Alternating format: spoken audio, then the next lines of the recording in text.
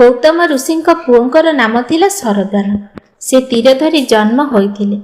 तांकर वेद अध्ययन रे कौनसी आग्रह नथिला एवं से धनुर्विद्यारे गभीर आग्रही थिले। से धनुर्विद्यारे एते निपुण होइगले जे देवता मानक राजा इंद्र मध्य तांको भय करिबाकु लागिले। इंद्र तांकर ध्यानरु विचलित करिबा पई नामपदी नामक एक स्वर्गीय कन्या को पठाइले।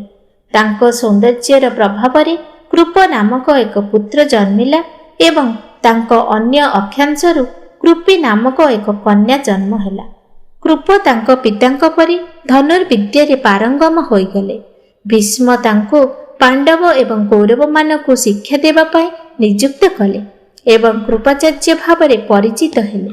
पांडव एवं कौरव माने कृपाचार्यଙ୍କ अधीनरे सेमानंकर प्राथमिक शिक्षा समाप्त करिबा परे भीष्म सेमानंकु अस्त्र शस्त्र कौशल शिक्षा देबा पई द्रोण नामक जने शिक्षकंकु नियुक्ति करिथिले। प्रसत नामक जने राजांक पुत्र द्रुपद मध्य द्रोणक सहित पाठपढ़ा करिथिले एवं दुहे घनिष्ठ बंधु होइगले। सेही दिन मानंकरे परशुराम तांकर समस्त संपत्ति ब्राह्मण मानकु दान करी महेंद्राचल पर्वत रे ध्यान करुथिले। थरे द्रोण तांको पाखकु जाय किछि दान करिबाकु अनुरोध कले। परशुराम उत्तर देले, पुत्र तुमे विलंब करि देइछ। मु मोर जहा संपत्ति थिला ताहा ब्राह्मण मानकु दान करि सारिछि। एबे मोर केवल अस्त्र शस्त्र बाकी अछि। जदि तुमे इच्छा कर तेबे तुमे सेगुडीकु दान भावरे ग्रहण करि परिबो। द्रोण ठीक एहा ही चाहुथिले। तेणु से कहिले, हे गुरुदेव, तुमर अस्त्र शस्त्र पाई मु बहुत खुशी हेबी, किंतु तुमे मते सेगुडीकु किपरि व्यवहार करिबाकु हेबो एवं सेमानंकर नियम बुझाइबाकु पड़िबो। एही परि परशुरामଙ୍କ शिष्य होई द्रोण समस्त अस्त्र शस्त्र विषय रे एक अद्भुतपूर्व ज्ञानी होइगले। शिक्षा समाप्त करिबा परे द्रोण कृपाचार्यଙ୍କ भौणी कृपीକୁ विवाह करिथिले।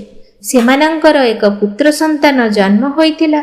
जन्म समय रे तांको पुअर मुहरु घोड़ा परि शब्द बाहारुथिला। तेनु तांकर नाम अश्वत्थामा रखागला। कौनसी प्रकार राजकीय आश्रय अभावरु द्रोण तांको स्त्री कृपी एवं पुओ अश्वत्थामा सहित दारिद्र्य रे जीवन यापन करुथिले। गोटिए दिन तांको पुओ अश्वत्थामा क्षीर पीबा पई आग्रही हेले, किंतु तांको दारिद्र्यता जोगु द्रोण तांको पुओ पई गाई क्षीर व्यवस्था करि पारिले नाही। हठात तांकर मने पड़िला तांको पिलादिनर बंधु राजा द्रुपद, जी पांचालर राजा होइथिले। द्रोण द्रुपदଙ୍କ पाखकु जाई कहिले, बंधु मु तुमर सहपाठी थिली। मोते क्षीर पई एक गाई दरकार एवं मु तुमर साहाय्य लोडिबा पई तुम पाखकु आसीछि। एथिरे द्रुपद सेमानंकर पुरुणा बंधुताकु भूली जाई राजा भावरे तांकर गर्वरे प्रभावित होई द्रोणक उपरे रागी गले एवं कहिले, तुमे मोते तुमर बंधु बोली डाकिबाकु साहस कल किपरि? बंधुता केवल समान श्रेणीर लोकंक मध्यरे रही थाए। तुम परी गरीब लोक एवं मो परी राजांक मध्यरे बंधुता किपरि होई परिबो? अपमानित होई द्रोण फेरी आसिले एवं कृपाचार्यଙ୍କ घरे गुप्त भावरे रहिबा आरंभ कले। गोटे दिन जेतेबेले युधिष्ठिर एवं अन्य राजकुमार माने बॉल खेलुथिले, सेमानक बॉल एक कुओरे पड़ीगला। सेही बाट देई जाउथिबा समय रे राजकुमार माने बॉल आनिबा पई द्रोण को साहाय्य मागिले।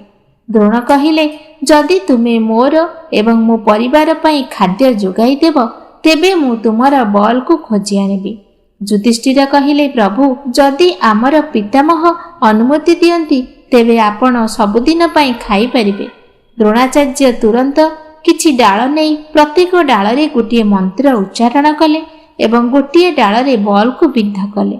तापरे अन्य डाଳରେ से बॉल भितरे लागिथिबा डाळको बिद्ध कले। एही परी डाळ सहित डाळको बिद्ध करी से कुओरु बॉलटी को बाहर कले।